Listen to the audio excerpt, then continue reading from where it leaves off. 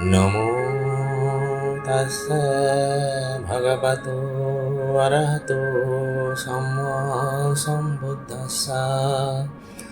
নমো তাস্সা ভগবতো অরহতো সম্মা সম্বুদ্ধাস্সা।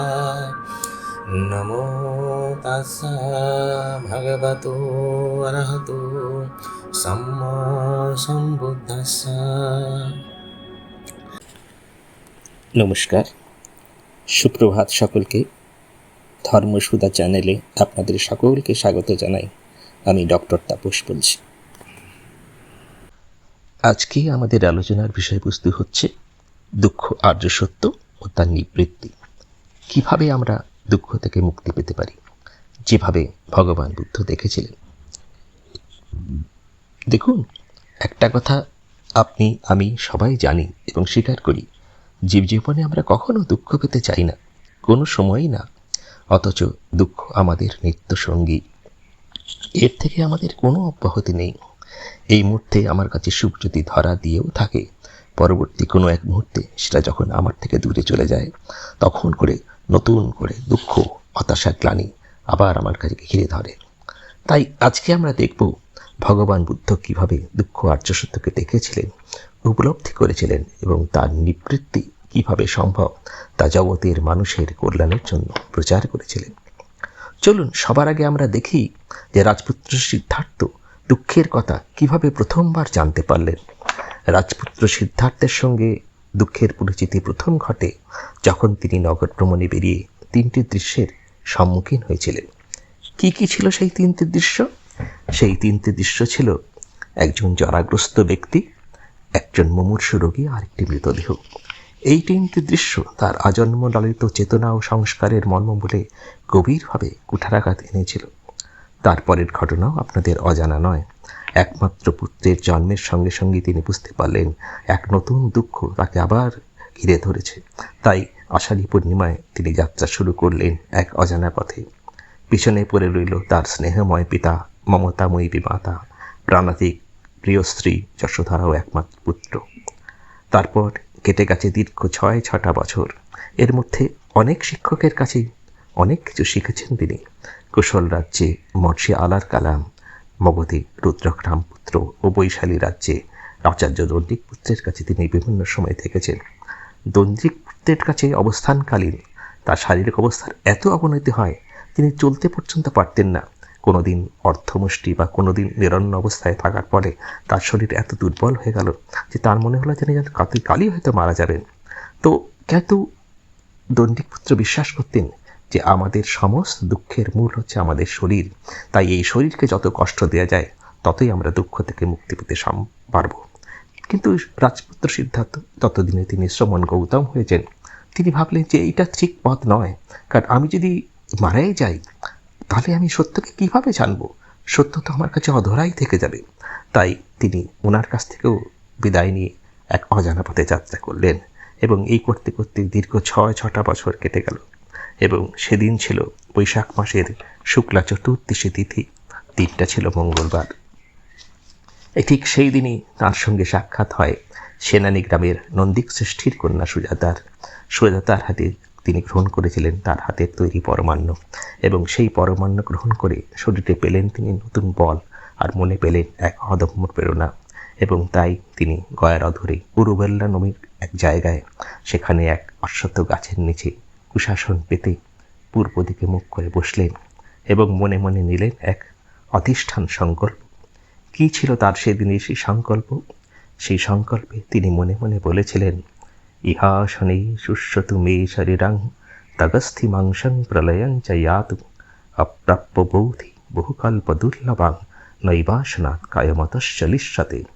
এই আসনে বসে যদি আমার শরীর শুকিয়েও যায়, ত্বক অস্থি মাংস যদি প্রলয় হয়ে যায়, তবুও ততক্ষণ পর্যন্ত আমি এই আসন ছেড়ে উঠব না যতক্ষণ পর্যন্ত না আমি চরম সত্যকে জানতে না পারি, চরম সত্য যতক্ষণ পর্যন্ত আমার অধিগত করা হচ্ছে। এবং ঘটনাচক্রে তাই হলো। সেই বৈশাখী পূর্ণিমা রাত্রের প্রথম প্রহরে তিনি লাভ করলেন জাতিস্বর জ্ঞান। এই জাতিস্বর জ্ঞান লাভ করে তিনি কি দেখলেন? তিনি দেখলেন তিনি আজ নয়, অসংখ্য যার অসংখ্য কল্প, 1,00,000 কল্প ধরে তিনি বিভিন্ন জন্ম, বিভিন্ন জনিতে জন্মগ্রহণ করে অনেক অনেক কষ্ট পেয়েছেন। এবং সেই সঙ্গে তার এও মনে পড়ে গেল যে এর মধ্যে কোনো এক জন্মে তিনি সুমেধ তাপস হয়ে জন্মগ্রহণ করেছিলেন দীপঙ্কর বুদ্ধের সময়, এবং তিনি দীপঙ্কর বুদ্ধের কাছে করজোরে প্রার্থনা করেছিলেন যেন আগামী কোনো এক জন্মে তিনি গৌতম বুদ্ধ হয়ে দুর্গত মানবতাকে দুঃখ মুক্তির পথ দেখাতে পারেন। সেই সময় আগত প্রায়। তারপর সেই রাত্রির দ্বিতীয় প্রহরে তিনি লাভ করলেন জাতি গতি পরম্পরা জ্ঞান বা চ্যুতি বিচ্যুতি জ্ঞান। সেই জ্ঞান লাভ করে তিনি বুঝলেন যে মানুষ সে অর্থে শুধু মানুষ নয়, সমস্ত প্রাণী আপন আপন কর্মফলের দ্বারা চালিত হয়ে কেউ দেবলোকে উৎপন্ন হচ্ছে, কেউ বা ব্রহ্মলোকে উৎপন্ন হচ্ছে, অথবা কেউ আপন অকুশলজনিত কর্মের কারণে অপায় উৎপন্ন হয়ে অনেক অনেক কষ্ট ভোগ করছে। এবং সেই রাত্রির তৃতীয় প্রহরে তিনি লাভ করলেন চতুরার্য সত্যের জ্ঞান এবং অসবক্ষয় জ্ঞান। এই চতুরার্য সত্যের মধ্যেই যে দুঃখের কথা আছে সেটাই আজকে আমরা একটু বিস্তারিতভাবে জানব। এই চতুরার্য সত্য বলতে আমরা কি বলছি? তিনি বলছেন যে দুঃখ আর্য সত্য, দুঃখ সমুদয় আর্য সত্য, দুঃখ নিরোধ আর্য সত্য এবং দুঃখ নিরোধ কামিনী প্রতিপদা সত্য, অর্থাৎ আর্য অষ্টাঙ্গিক মার্গ। তো প্রচুর আমরা এখন দুঃখের সত্যকে জানি, দুঃখের যথার্থকে অনুধাবন করি। চলুন এখন তাহলে আমরা দেখি চতুরার্য সত্যকে কিভাবে ভগবান বুদ্ধ ব্যাখ্যা করেছিলেন।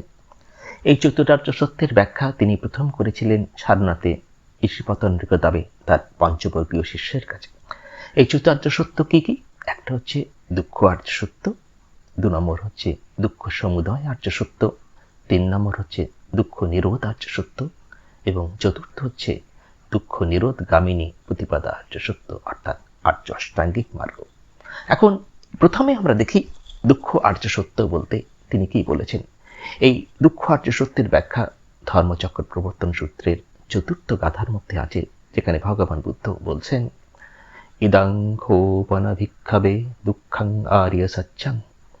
তারপরে তিনি কি বলছেন? তিনি বলছেন জাতিপি দুঃখা, জরাপি দুঃখা, ব্যাধিপি দুঃখা, মরণমপি দুঃখং, অপ্যেহি সম্পয়োগ দুঃখ, প্যেহি বিপয়োগ দুঃখ, যম পিচ্ছং ন লভতি তম্পি দুঃখং, সংকীর্তেন পঞ্চ উপাদান খণ্ড দুঃখ। অর্থাৎ কি বলছেন? হে ভিক্ষুগণ, দুঃখই হচ্ছে প্রধান আর্য সত্য।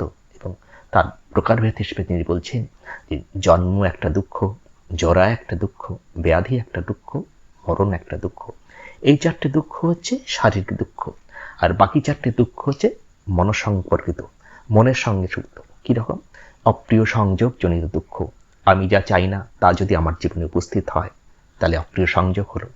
প্রিয় বিয়োগ জনিত দুঃখ, আমার যা প্রিয় বস্তু, আমার যে প্রিয় বস্তু, প্রিয় আত্মীয়, তার থেকে সে যদি আমার থেকে দূরে চলে যায়, আমি যদি তাদের হারিয়ে ফেলি, তাহলে এক ধরনের দুঃখ হয়, যেটাকে আমরা বলছি প্রিয় বিয়োগ জনিত দুঃখ। ঈপ্সিত বস্তুর অলাভজনিত দুঃখ, একটা জিনিসকে আমি কামনা করেছি, আমি চেয়েছি, প্রার্থনা করেছি কিন্তু পাইনি, তাহলে সেই না পাওয়ার জন্য যে দুঃখ, সেটা বলছে যম পিচ্ছং ন লভতি তম্পি দুঃখং। এই 3টা তো বোঝা গেল, প্রথম 4টেও বোঝা গেল, কিন্তু যে অষ্টম যে দুঃখের কথা ভগবান বুদ্ধ বলেছেন, এটাকে একটু বিস্তারিতভাবে বর্ণনা করার প্রয়োজন আছে। সেই কি বলছেন? সংকীর্তেন পঞ্চ উপাদান খণ্ড দুঃখ। অর্থাৎ সংক্ষেপে বলা যায় যে পঞ্চ উপাদান খণ্ড একটা দুঃখের মূল। এখন পঞ্চ উপাদান বলতে কি বলছেন? পঞ্চ উপাদান বলতে ভগবান বুদ্ধ বলছেন নামরূপের কথা। নামরূপ কাকে বলছে? নামরূপ মানে হচ্ছে যে শরীর নিয়ে আপনি আমি আমরা এই পৃথিবীতে এসেছি, এই শরীর এবং শরীরের মধ্যে থাকা যে মন, এটাকে নিয়ে পঞ্চ উপাদান বলছে। এখন এই পঞ্চ উপাদানের উৎপত্তি থেকে যদি আমরা বলতে চাই, তাহলে একটু তৃতীয় সমুৎপাদের থেকে আসতে হবে। সেখানে ভগবান বুদ্ধ বলছেন ইয়াদিদং অবিচ্ছাপচ্ছায় সংখারা, সংখারাপচ্ছায় বিয়ানং, বিয়ানপচ্ছায় নাম রূপং। অর্থাৎ কি না, যে অবিদ্যা থেকে তৈরি হচ্ছে সংস্কার, এখানে সংস্কার মানে কর্ম সংস্কারের কথা বলছি, এবং সংস্কার থেকে তৈরি হচ্ছে বিজ্ঞান, বিজ্ঞান মানে আমি প্রতিসন্ধি বিজ্ঞানের কথা বলছি, আর প্রতিসন্ধি বিজ্ঞান থেকে তৈরি হচ্ছে নামরূপ। তো আমরা এগুলো বিস্তারিত আলোচনা আগামী দিনে করব। তো এখন আমরা নামরূপটাকে দেখি।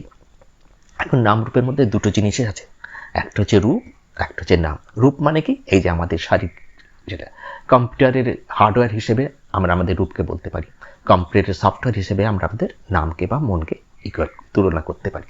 তো দেখুন, রূপের কথা কি, রূপ না আমাদের তৈরি 4টে ভূত দিয়ে তৈরি রূপ হয়। কি কি? যে পৃথিবী ধাতু, অপধাতু, তেজ ধাতু এবং বায়ু ধাতু, এই 4টি দিয়ে আমাদের এই শরীরটা, রক্ত মাংসের শরীরটা তৈরি হয়েছে।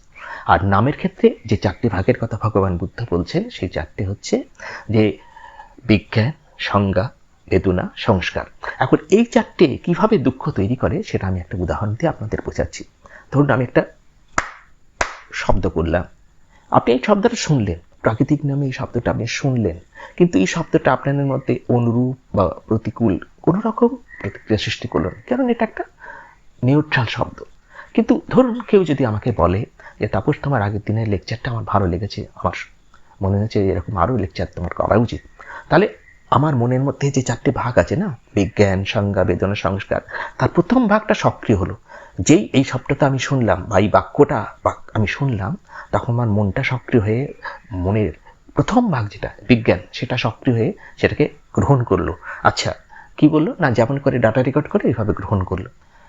গ্রহণ করে যেই গ্রহণ করলো, তখন মনের যে দ্বিতীয় ভাগটা সংজ্ঞা, সেটা সক্রিয় হয়ে গেল। তখন সেটা করলো কি, যে বাক্যটা আমি শুনেছি একটু আগে, তখন সেটাকে সে মূল্যায়ন করার চেষ্টা করলো। আচ্ছা, মূল্যায়ন করে সে কি দেখলো যে এটা একটা প্রশংসাসূচক বাক্য। যেইটা প্রশংসাসূচক বাক্য বলে তার মনে হলো, সঙ্গে সঙ্গে তার মনের যে তৃতীয় ভাগ, যেটাকে হচ্ছে যা বেদনা, সেটা সক্রিয় হয়ে গেল। এখন বেদনাটা করলো কি, তাকে ইভ্যালুয়েট করে বুঝতে পারলো যেহেতু একটা প্রশংসাসূচক বাক্য, সঙ্গে সঙ্গে তার প্রতি একটা আসক্তি অনুভব করলো, অর্থাৎ সে মনটা পুলকে ভরে গেল। এটাকে সমনস্য বেদনা বলছে।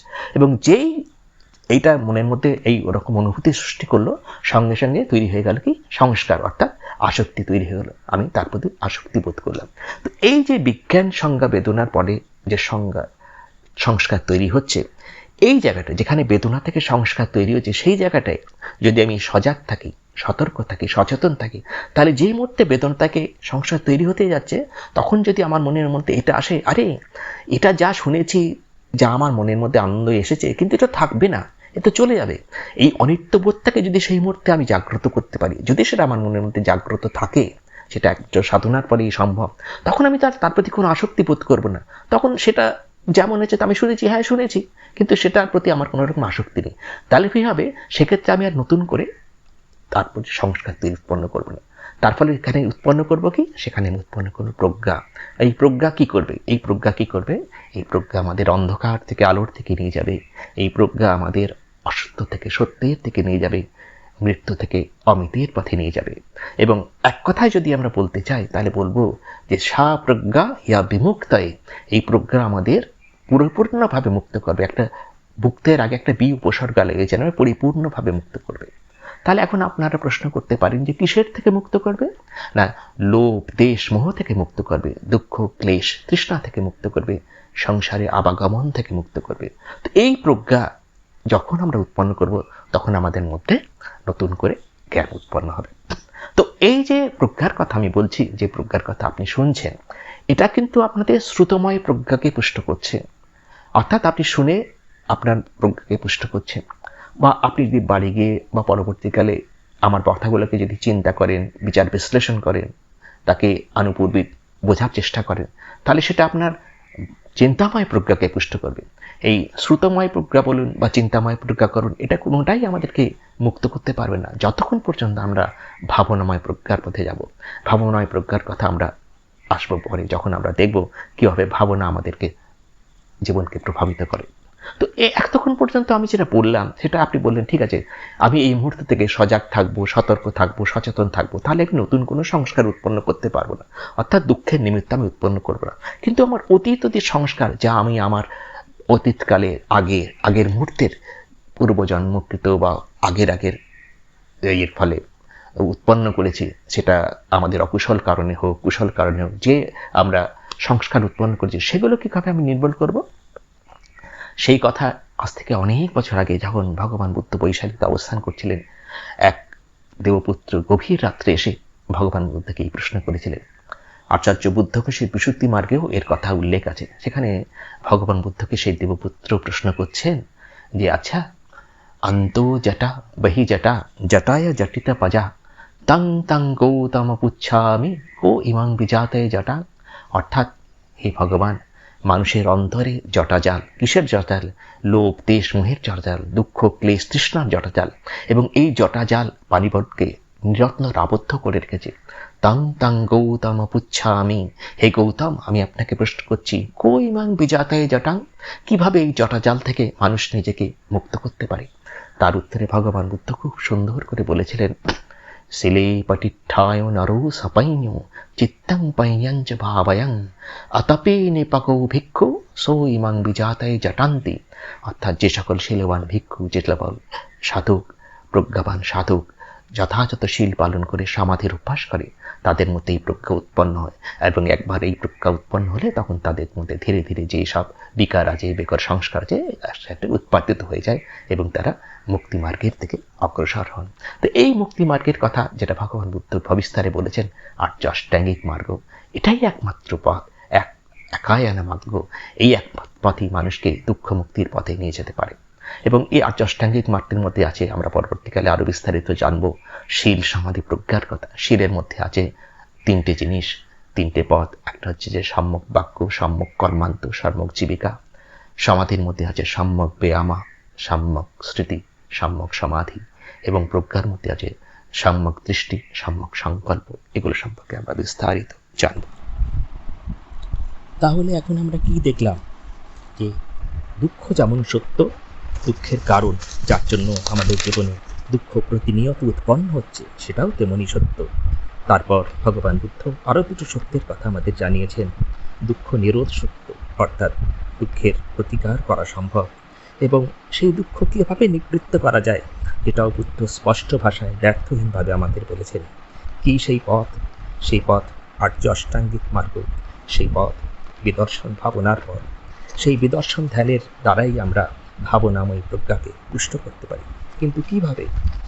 শরীরের কোষে কোষে জেগে ওঠা তাৎক্ষণিক সংবেদনাকে যদি আমরা সমতার সঙ্গে, অর্থাৎ তার প্রতি কোনো আসক্তি না জাগিয়ে, কোনো বিরাট না জাগিয়ে অনিত্যবোধ সহকারে দেখার অভ্যাস করি, সেটাই আমাদের ভাবনাময়ী প্রজ্ঞাকে পুষ্ট করবে এবং আমাদের নির্বাণ মার্গের পথপ্রদর্শক হবে। পরিশেষে আমি তো মনে করি আমি পরম সৌভাগ্যবান। এর অনেকগুলো কারণ আছে। যেমন আমরা সবাই বুদ্ধকল্পে জন্মগ্রহণ করেছি। আমরা এমন সময় জন্মগ্রহণ করেছি যখন বুদ্ধের শাসন, ধর্মের শাসন, সংঘের শাসন আজও অব্যাহত। তারপরে আমরা প্রতিরূপ দেশে জন্মগ্রহণ করেছি যেখানে বুদ্ধের ধর্মের চর্চা সম্ভব। ভাবুন তো, যদি আমাদের জন্ম সোমালিয়াতে বা সেন্টিনেল আইল্যান্ডে হতো, তাহলে কি পারতাম আমরা বুদ্ধের দেশিত এই মহান শিক্ষা লাভ করতে? কখনোই পারতাম না। আর সব থেকে বড় কথা, আমরা তীর্যকুলে নয়, দেবকুলে নয়, নরকে নয়, আমরা মনুষ্য করে জন্মগ্রহণ করেছি, যেখানে আমাদের পক্ষে ধর্ম চর্চা করে দুঃখমুক্ত হবার যথেষ্ট সুযোগ এবং উপায় আছে। তাই আমাদের জীবনের এই সুবর্ণ সুযোগকে আমরা কাজে লাগিয়ে দুঃখমুক্তির জন্য সচেষ্ট হই, এবং সেটাই হোক আমাদের এক প্রচেষ্টা। আজ এই পর্যন্ত। জগতের সকল প্রাণী সুখী হোক, জগতের সকল প্রাণী দুঃখ মুক্ত হোক, চির আকাঙ্ক্ষিত নির্বাণ সম্পদ লাভ করে জগতের সকল মানুষ ভবচক্র থেকে মুক্ত হোক। আপনারা সবাই ভালো থাকুন, প্রতিটি মুহূর্তে বাঁচুন।